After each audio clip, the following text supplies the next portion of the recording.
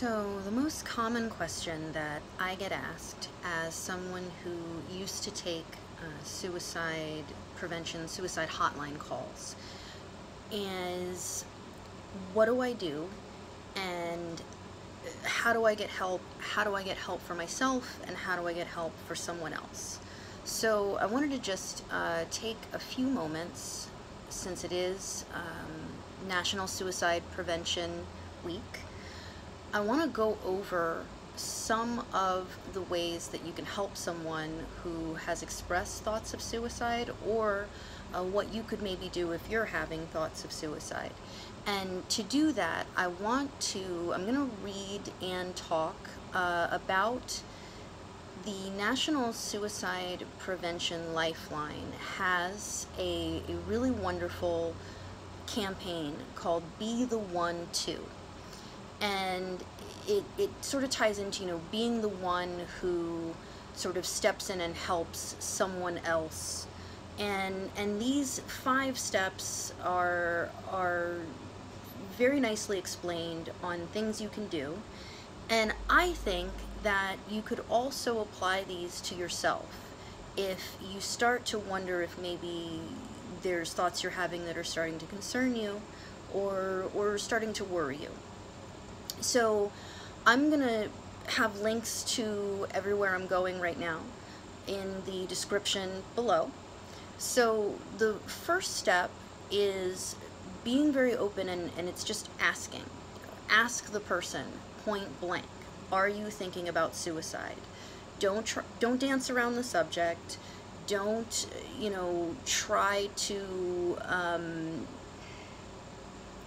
don't try to ask them in a way that's going to maybe put them on guard or start making them feel defensive. Be very honest about it. Are you thinking about killing yourself? Are you thinking about suicide? And also, to flip that over, ask yourself, am I thinking about suicide? Am I thinking about ending my own life? And be prepared to be honest with your answer. When you ask someone that, I would say be prepared to listen. Don't ask a question like that offhand. Ask it with the genuine intent to get an honest answer from them. And most importantly, if you don't feel comfortable being the one to ask, reach out to a close friend, a close family member, someone that you know this person would be open to opening up to, and bring them into your confidence and let them know your concerns and see if they'd be willing to help you out. So really genuinely want to know the answer. And there's a way you can react when you ask, and there's ways that you shouldn't react when you ask. So make sure you're not challenging the person. Make sure that you're not meeting them in a way of like, you couldn't possibly be thinking about that. You couldn't possibly be thinking about ending your life. That will normally make someone start to feel a little guilty about why they're feeling this way, and it may make them feel ashamed. It may make them pull back in. And what we're trying to do is create a conversation and get them to open up. So part of that also, one of my subscribers also mentioned, and I think this is important, is to try to eliminate the shame. So whatever a person's reason is, don't discredit their reason. Don't downplay their reason. For whatever it is, it may seem simple to you. It may even seem silly to you. But for whatever reason, it's triggered this person, and it's very serious to them. And I'll get that a lot, or I used to get that a lot on the line, is, people calling in and saying they feel silly for calling. And I always say, let me stop you right there. There's no silly reason to call. I might not see the severity of your situation, but whatever it is, it's made you feel that way. So we need to talk about it and figure it out. once you've sort of approached the subject, or you've had someone that you know is comfortable doing so do that, The next step is to ask the person whether they have started to plan this. That's very important, because the truth of the matter is that thinking about suicide, thinking about ending your life, that's actually very common. I have yet, seriously, I've yet to meet someone in my life that can say they've never once thought about it. And that can be as simple as just, going through something hard in your life and thinking to yourself randomly, God, things would be easier if I weren't here. Everyone has thought that at some point. So if you ask someone and they say yes, yeah, I guess I am thinking about it, the next step is, are you planning it? And you always want to hope that they're saying no. They haven't gotten that far yet. And that's when you can then really start to, open up and start having a conversation. It's when they're starting to get into the planning stages that you want to possibly get a little more concerned and maybe bring in a professional and probably encourage them to call the Suicide Prevention Lifeline, which I'm going to have the number. It is 1-800-273-8255. I would honestly say nobody has that number memorized. If you honestly believe that someone you know or someone you care about, someone is actively in the middle of a suicide attempt, don't bother trying to look for the Lifeline number. Just call 911. Call 911, get someone over there to help them. It is always better to call 911 if you really think that there's a serious suicide attempt. And this is why.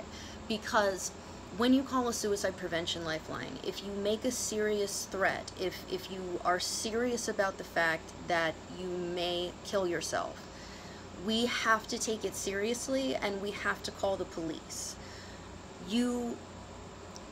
By being a friend that instead of calling 911 calls the Lifeline, you've now added so much more time to this process of getting your friend or family member some help. So don't beat around the bush. Don't wait. If you really think that something is going to happen, call 911. It's especially helpful if you're not there with the person. Find someone that knows this person's address. Find someone that knows this person's location. Give that to the police so that they can go and try to approach them and try to calm them down. Most police precincts, most police forces, I guess, departments, thank you, most departments are trained in some way in crisis intervention and de-escalation. Do they all do a great job? Let's be honest, they don't. But let's not throw the baby out with the bathwater. Police work very hard. They train very hard. And most police are trained in this way. All police are going to get some kind of crisis training. They're all going to get it. Most of them have been there long enough and have been in enough situations that they know how to de-escalate a situation. So don't be afraid to call the police. That is what they are there for. Of course, they want to save lives. Help them do that. So their next suggestion is to be there. And this can be a little bit complicated for some people because you may not be able to be there as much as you'd like. And if that's the case, you need to be honest with yourself and you need to be honest with the person about how much of your time and how much of your energy you can devote to this. And it is okay if you can't devote very much time or energy to it. We all have our own obligations. We all have our own lives. And ultimately, we're all responsible for our own mental health. So I always feel so awful for friends, for family, that just feel so guilty that they can't do more. And you can only do as much as you can do. So what I would say is with the other person, don't lie to them and don't overstate what you're able to do. Be honest. If the most that you can do is check in with them once a week on Facebook or through text, let them know you're going to do that and then do it. Set a reminder on your phone. I need to text this person. Make it every Monday I'm going to text this person, make sure they made it through the weekend, see how they're doing. Okay? again, be realistic. And it's okay if you can't be that, like, I'm there for you 100% 24 hours a day. It isn't really fair to expect someone to do that for you. So remember that, everyone's ultimately responsible to be there for themselves. But if you're going to be there for a friend, be realistic in how much time you're able to give to them. But it's important that you at least, even if it's a minimum check-in, be consistent with it. It's all about connectedness. When you have depression, when you're, upset, when you are deep into that low feeling, it's very easy and very common to isolate yourself. So if you start seeing your friends do that, or if you start realizing you're doing that, then make sure that you do the next part, which is help them connect. So that can be done a few ways as well.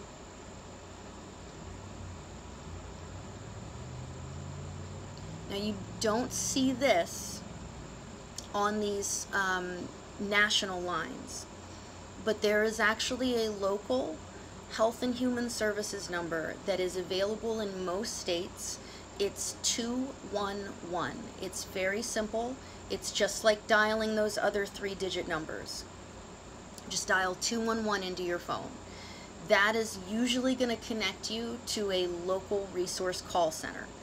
Those are people that would be able to look up your zip code and tell you the closest therapist, the closest hospital, the closest police station, and most, if not all of them, have resources that are affordable. They're nonprofit, or they've got a sliding fee scale, so they're usually pretty affordable for everybody. So a great first step for connecting to resources is to dial 211. You can also dial the NSPL number. You as a friend can call it for your friend. That's happened before too. Hey, a friend of mine is, I'm sitting here with my friend, I've got them, they're safe, they've expressed a desire to hurt themselves, I'm going to hand the phone over to them. But also, with yourself, it can be really hard to connect yourself to resources. So part of the first step is that you do need to have the motivation to reach out, and I hope that you will, because there's so much out there for you as someone who's struggling. And you can call 211 yourself. A lot of those 211 centers are also crisis call centers, so you could actually just talk to someone right there, and if things escalate, they would be able to get you help. But you could also just vent, you can talk, you can let them know what's going on. I believe SAMHSA also has a line. I will look for that. There's also the Trevor line, which is dedicated to LGBTQIA youth.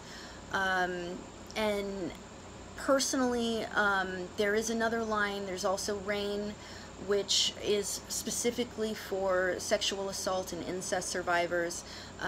They are also an excellent 24-hour resource. I've talked to them before. I've also been on the phone with callers, and as we're talking about suicide, sexual assault might come up, and I'm not always comfortable talking about it with people, or I'm not always the one that can give them the information that they really need. So those counselors have been great when I've warm transferred, and connected them to the person I'm talking to and let them take over. So there's lots of hotlines out there, and I'll link to all of those as well. I will only show you 24-hour ones because that's what I think is the most important. And lastly, the most important thing, well, the most important thing is to stay alive. But when all of this is said and done, you need to follow up with the person. And with yourself, you need to be consistent.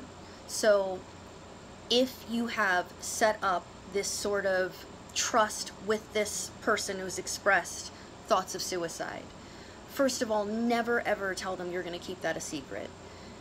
don't put yourself in that situation. Let them know right away when they start to confide in you. I'm happy. I want to be the person that you confide in, but if I think that there is something serious going on, I'm going to get you help. So when you've had that conversation with them, when you've gotten to a place where you feel like they're going to be safe for now, let them know you're going to follow up and be consistent with it. Have that initial conversation, but then let them know, I'm going to check in on you in a week. I'm going to check in on you tomorrow. I'm going to check in on you every day this week so that I know that you're okay. It's really important for someone who is deep in a depression to know that even though they may be trying to isolate themselves, the people that love them aren't going to let them do that. But on the same side, you as that person, I think you have an obligation to the people that you love. If you're reaching out to them for help, then you need to also follow up with yourself. Be consistent with yourself. Stick to what you want for yourself. And as I've said before in other videos, my suggestion initially is do not make big, huge goals. You know, don't say I'm, you know, in a month, I'm going to be the happiest I've ever been, and I'm going to have met the love of my life. That's not realistic. So instead, maybe it's in a month, I'm going to have a plan for what would make me happier, and I'm going to have really sat down and thought, what is it that I would like to bring to a relationship? What kind of partner do I want to be? And what can I do to become that person? That's a lot more doable than this sort of lofty idea that you may or may not ever be able to find. So remember to be there for one another, to be honest when you ask each other point blank, are you thinking about killing yourself? Are you thinking about suicide? Be there for each other when they answer that question. Make sure you know whether these are just thoughts or whether the person has actually started planning. And if you've started planning these things, consider going to the hospital. Consider, if it's getting really serious, calling the police. They'll take you to the hospital. You do not get arrested when the police come because you're thinking about suicide. They don't take you to jail. They take you to the hospital. Help someone once they've either gotten out of the hospital or if the hospital is not the right option for them, help them get connected to the right resources. Call 211, give them your zip code, and they'll help you find something nearby. And once you've done this with that person, follow up with them. So these are 5 easy steps that you can take for someone else or for yourself that can help you to really recognize the signs about thoughts of suicide and then what you can do about them. So again, I'm going to have all the links that you need down below, and I really hope that if this has helped you in some way, that you could share this message or that you could direct someone over to this message if they ever express these thoughts to you. So take care of each other, take care everyone. I will be back tomorrow with more of this. It's National Suicide Prevention Week. We are on a mission. All right.